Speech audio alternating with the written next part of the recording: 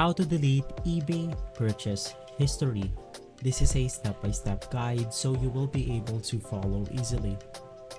Now, eBay and some other selling or companies out there require the transaction history on your account due to security purposes. Now, if we then go ahead and navigate through our orders right here, in my case, I don't have any orders, but I'll just go ahead and use the cart as an example. Now, once inside, right beside the name of your order right here, you can then go ahead and see a drop down menu. You can just go ahead and click on that button, and from there you have to click on hide the order.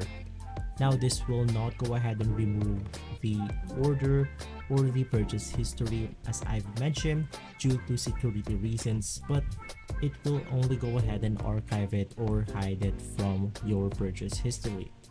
So guys, if this video has been helpful for you, please consider by liking and subscribing. I'll make sure to see you again next time. And as always, thank you.